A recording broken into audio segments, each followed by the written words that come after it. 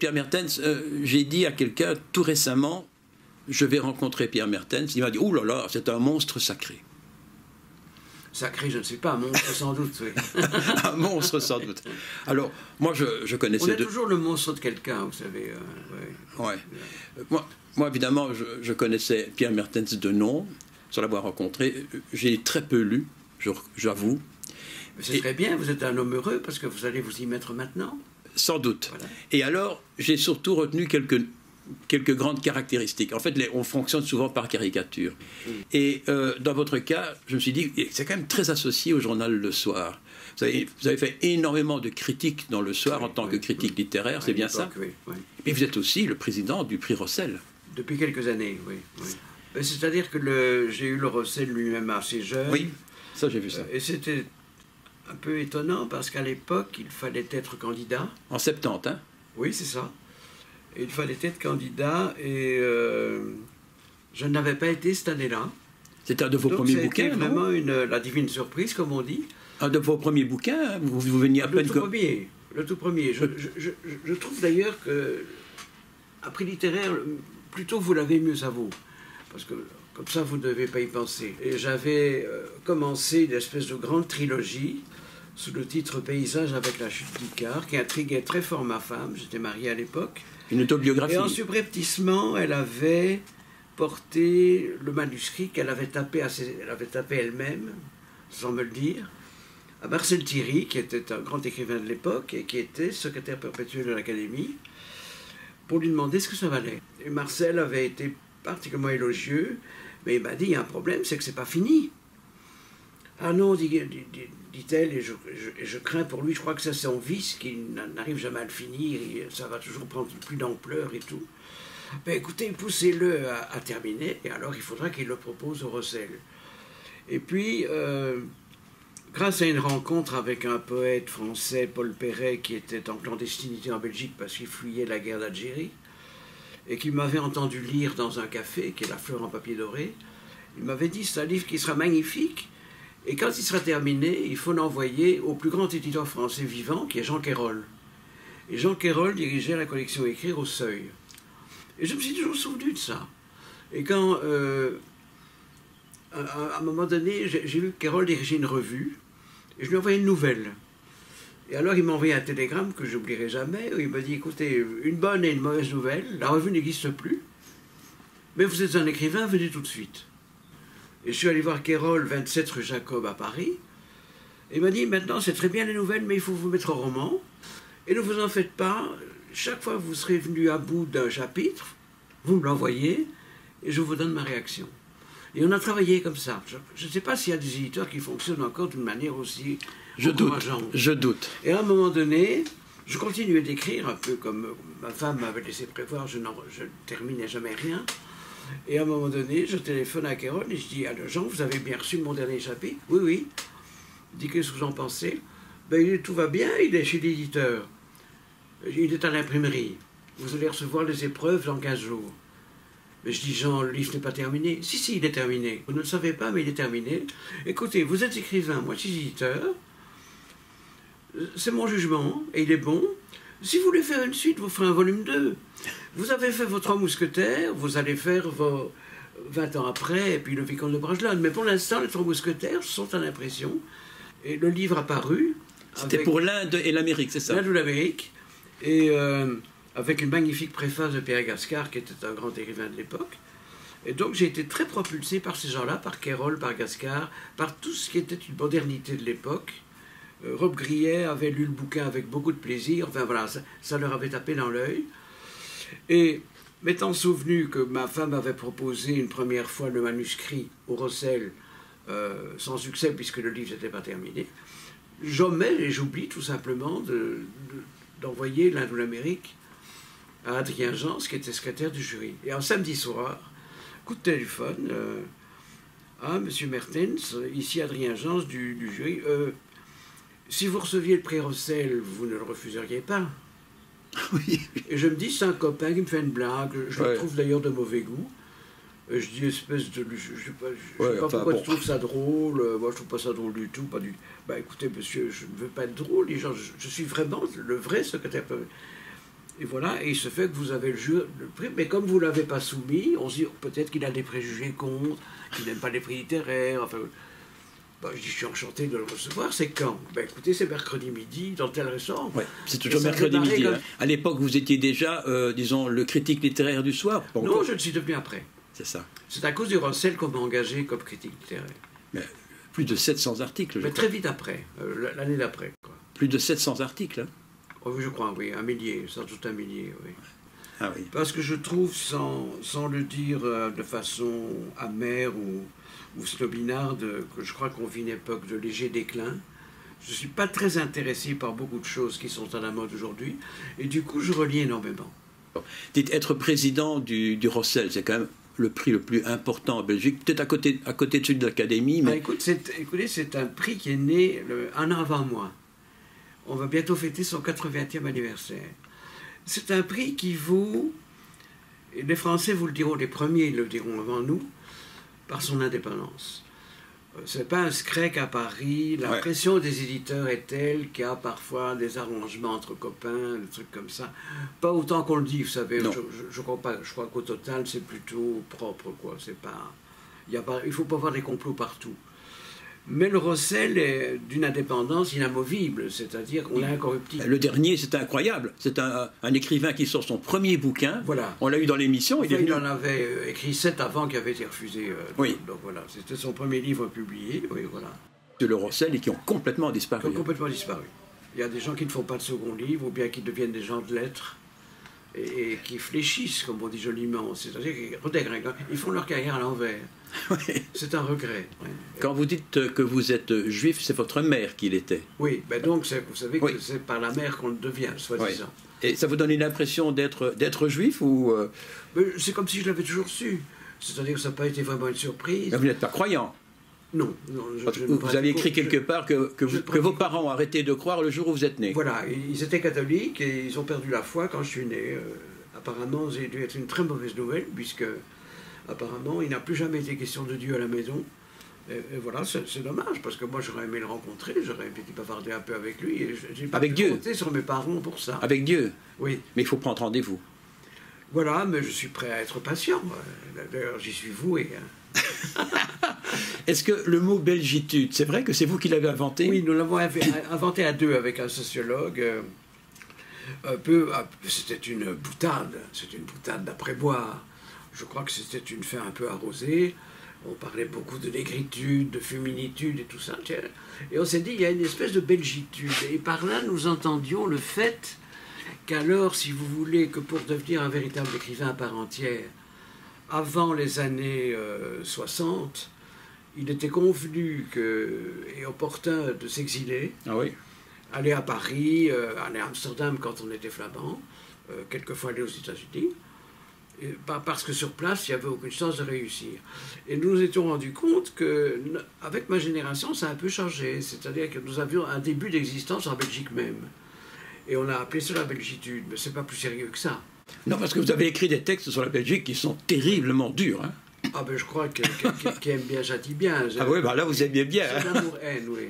La médiocrité belge chez vous, c'est quelque chose de... C'est rédhibitoire. Oui. Mais je crois que j'ai écrit un texte en particulier qui s'appelle La voix de ma maîtresse, où je règle un peu mes comptes avec ça. Vous avez énormément voyagé. Et c'était souvent en reportage, en mission pour le soir ou pour... Non, c'était essentiellement des missions humanitaires. Parce que vous êtes... Je crois n'avoir jamais fait un voyage touristique de ma vie. J'ai horreur du tourisme. Le tourisme de masse que je brocarde dans une paix royale, d'ailleurs, avec beaucoup de sévérité, je le vomis. Mais j'ai une façon étrange de voyager. J'ai visité des pays dits touristiques comme la Grèce, comme l'Égypte, comme l'Amérique latine. L'Argentine. Mais comme délégué humanitaire. Pour la Ligue des droits de l'homme, pour l'Association des juristes démocrates, pour Amnesty International. Oui, voilà. Oui. En fait, ils y sont tous passés. Pour les Nations Unies. Oui, ils y sont tous passés, parce que je vois, il y a l'Algérie, il y a le Biafra, il y a l'Irlande, la Grèce. Et puis alors, vous êtes devenu pro-palestinien, pour un juif quand même. Pour une certaine Palestine, vous savez, quand on dit pro-palestinien, c'est beaucoup trop simplificateur. Oui. Une Palestine n'est pas l'autre.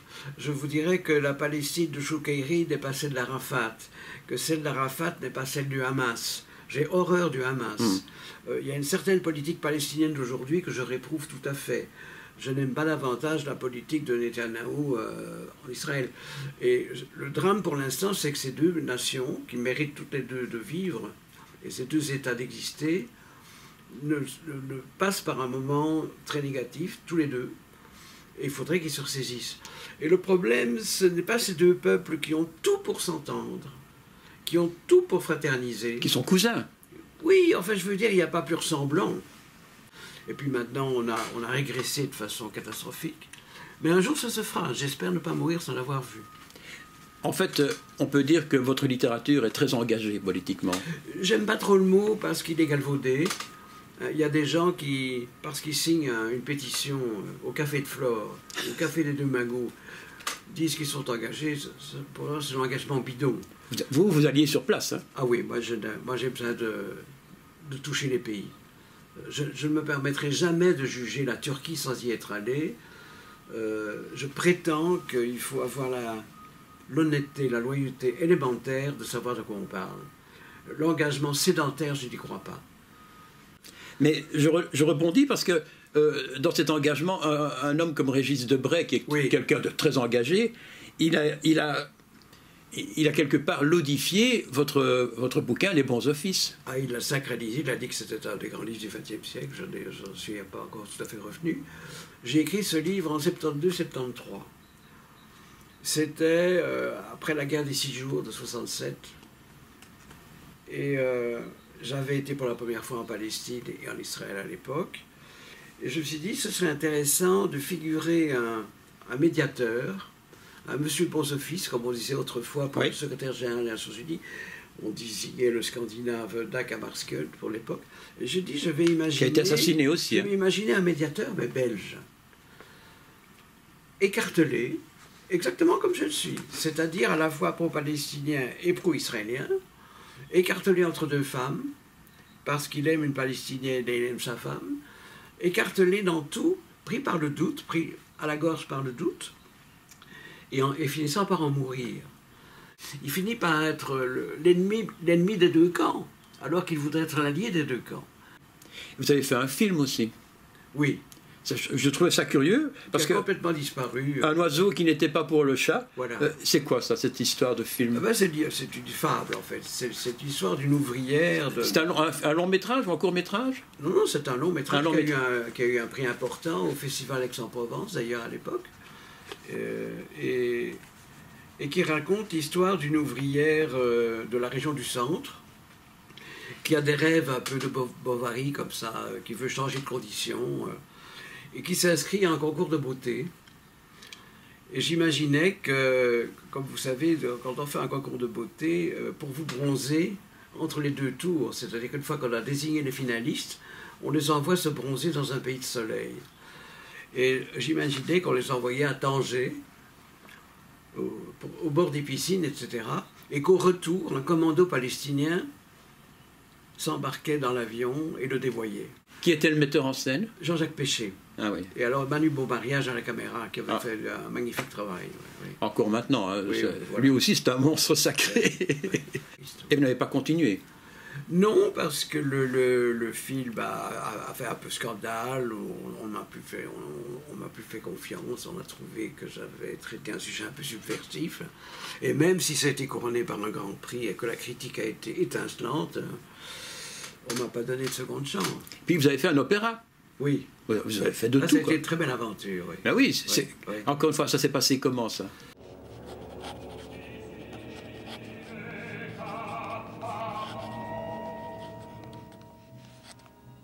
Pierre. Salut Philippe. Tu vas bien? Oui, et toi? Tu avances? C'est lent, c'est une scène difficile à faire. Je travaille là comme hier. Sur le deuxième tableau, troisième acte. Ah oui, je vois, oui. Ta prison. Ce n'est qu'une seule phrase. Je vais te parler. Phrase importante. Tout ici n'est qu'apparence des choses. Serais-tu d'accord que je supprime des choses? Je vais t'expliquer parce que, tu vois, quand je dis tout ici n'est qu'apparence, pour chanter, c'est plus facile. C'est plus beau c'est plus élégant. Oui. On tombe sur une note grave, sur Rance. Puis je dois encore ajouter des choses, c'est plus difficile Exactement. C'est plus théâtral aussi. Oui. Tout ici n'est qu'apparence.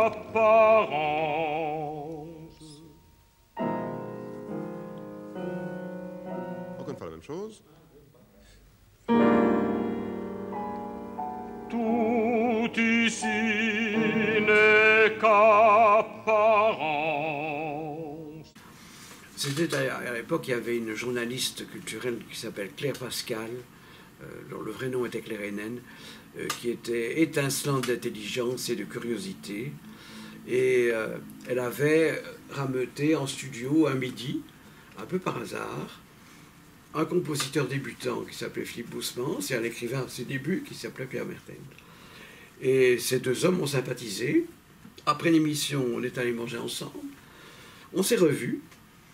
Et au bout d'un temps, une certaine connivence nous a rassemblés. Et on s'est dit, tiens, si on faisait quelque chose ensemble. Et on dit, on ne peut pas se contenter de lieder ou de choses comme ça, non, on peut faire un opéra. Mais un véritable opéra à l'italienne, c'était pas du tout ce qu'on appelle opéra aujourd'hui, des trucs... Et comme sujet, c'était quoi, le sujet de l'opéra? Ah, le sujet était capital pour moi, c'était la rencontre qui m'a toujours fasciné entre Jeanne d'Arc et Gilles de Rais. Donc c'est la Passion de Gilles, en fait. Hein? La Passion de Gilles.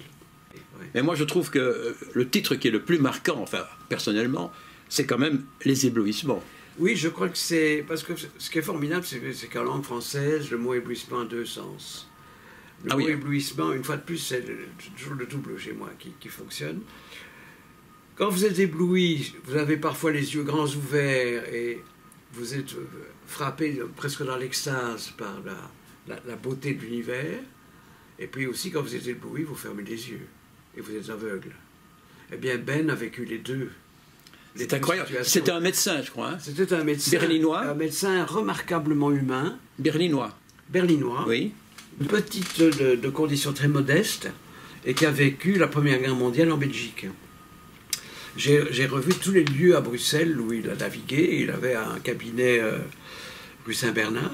Ouais. D'ailleurs, on a mis une plaque en l'honneur du bon bouquin. Si vous passez par là, vous verrez, c'est ici qu'a vécu Gottfried Benn, héros des éblouissements de Mertens. Il y a une petite plaque de cuivre à l'entrée de la rue.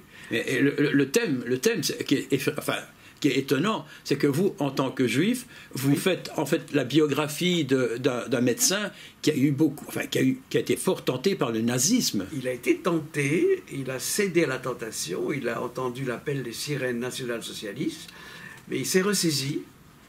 Et à la fin de sa vie, il a écrit des poèmes anti-hitlériens extrêmement virulents, sous un autre nom.